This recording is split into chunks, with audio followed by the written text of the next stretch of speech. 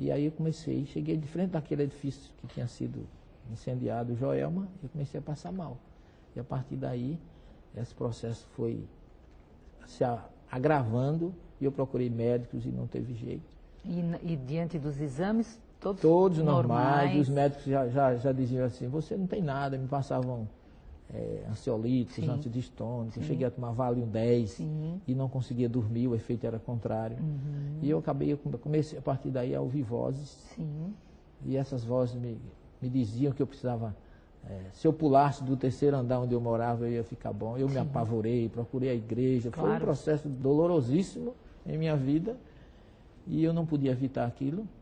E eu cheguei à grande verdade, as pessoas dizem, não procurem falar com os espíritos. Eu nunca procurei, eles sempre procuraram por mim, e ninguém pode ser culpado por alguém que ele procura. Claro. Por uma entidade que, na verdade, vem pedir ajuda, né? E esse processo foi se agravando, até que quem resolveu a situação foi a minha esposa, que é médium, e ela, através do meu pai, que ela o recebeu. Então, ele veio. Minha esposa não conhecia meu pai, nunca conheceu. Quando nós casamos, ele já havia falecido há 8 anos. E através dela, ele veio me dizer o que estava acontecendo. Então eu procurei a doutrina espírita e a partir daí, graças a Deus, eu cheguei à conclusão que eu tinha 2 opções. Ou eu assumia a minha faculdade mediúnica, encarando a mensagem divina, porque Jesus está em todo canto, e é onde a gente encontra mais Jesus em termos de doutrina, são nas obras, no Evangelho segundo o Espiritismo, no Livro dos Espíritos e na própria Bíblia. Então, eu descobri que eu tinha 2 opções. Ou eu aceitava isso, encarava de frente, ou então eu ia viver às custas de remédio em algum sanatório psiquiátrico.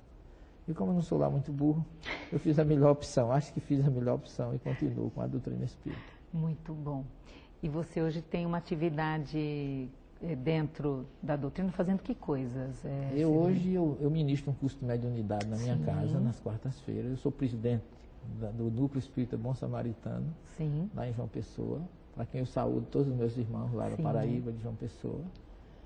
E na área religiosa, fundei na Universidade Federal da Paraíba, juntamente com mais 3 professores, fundamos um curso de Ciências das Religiões, que já é especialização, mestrado, e agora já saiu licenciatura e vai sair bacharelado. Tem graduação, pós-graduação, e estamos trabalhando para lançar o doutorado. Parabéns. Então nós temos lá como aluno pastores, padres, espíritas, ateus, pessoas de todos os direitos e de todas as religiões. Então a nossa filosofia é essa.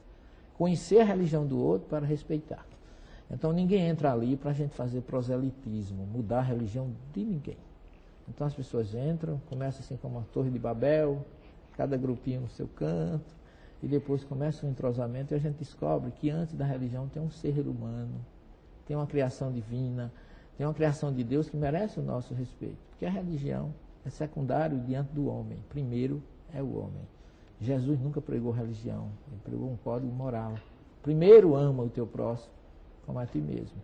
E depois vem o caminho que leva a ele, é completamente pessoal, é você que escolhe. Então eu me dou muito bem com os pastores, com os padres. Aliás, a maioria dos pastores lá, de alguns, são nossos orientandos no curso de mestrado, e tem pastor lá fazendo uma tese conosco sobre reencarnação e ressurreição. Quer dizer, a gente descobre com o tempo que a verdade, como diz Jesus em João 8:32, ela liberta o ser humano.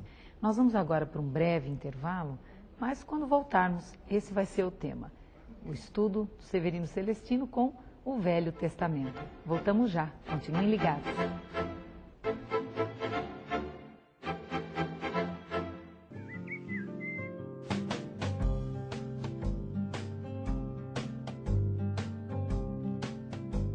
Rádio Boa Nova. A comunicação em prol de um mundo de regeneração. Desde 1949, o Centro Espírita Nosso Lar Casas André Luiz ajuda a transformar o mundo, oferecendo espiritualidade à população e atendimento gratuito ao deficiente mental. Uma história difícil, cheia de espinhos, de uma instituição que nunca deixou de acreditar em um amanhã melhor. Faça parte desta história. Centro Espírita Nosso Lar Casas André Luiz. 60 anos, transformando vidas. Clube do Livro Amigos do Espiritismo. Ficando sócio do clube, você receberá em sua casa os melhores lançamentos de livros espíritas. Não perca essa oportunidade de ter os melhores livros pelo menor preço do mercado. Inscreva-se já, ligando 11 2979 2157 ou acesse www.amigosdoespiritismo.com.br. Os livros citados neste programa podem ser adquiridos na Mundo Maior Editora. Acesse mundomaior.com.br.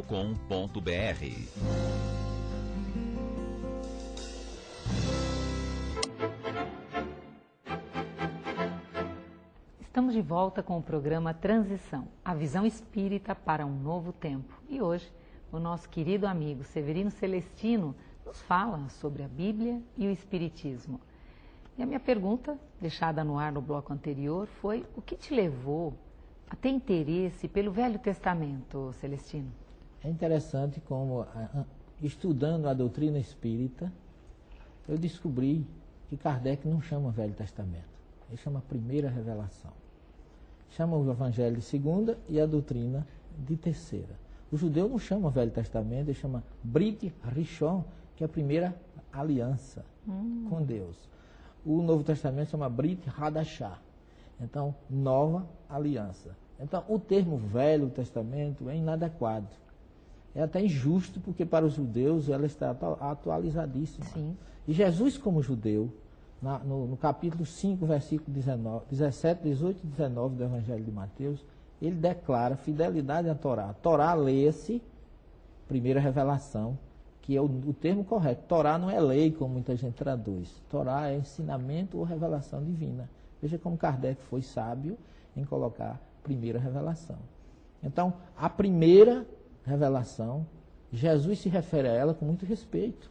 Ele diz: não penseis que eu vim destruir a Torá nem os profetas.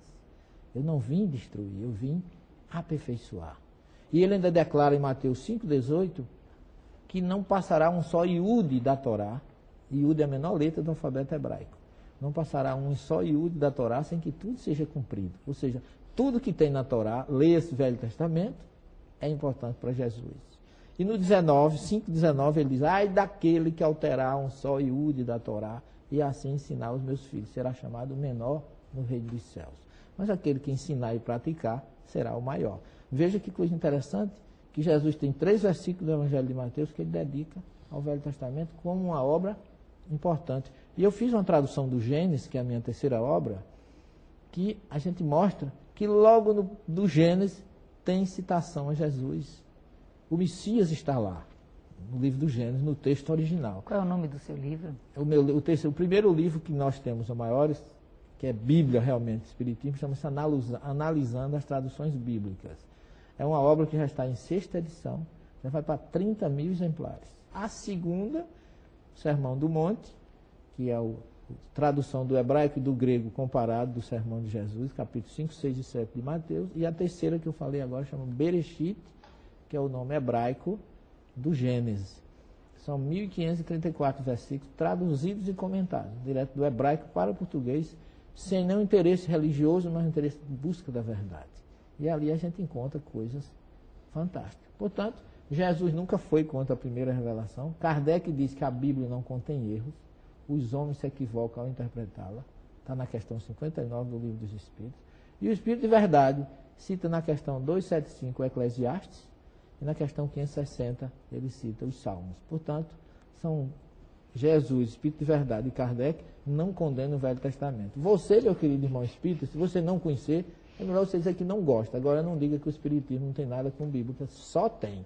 Porque primeira, segunda e terceira, como diz Emmanuel, cada uma revelação veio a seu tempo para pessoas específicas compatíveis com aquela época. Severino, você esteve na Palestina e muitas pessoas, né, eu já vi você em algumas apresentações, uma das perguntas que sempre te fazem é: qual foi a emoção de caminhar onde Jesus caminhou? É indescritível.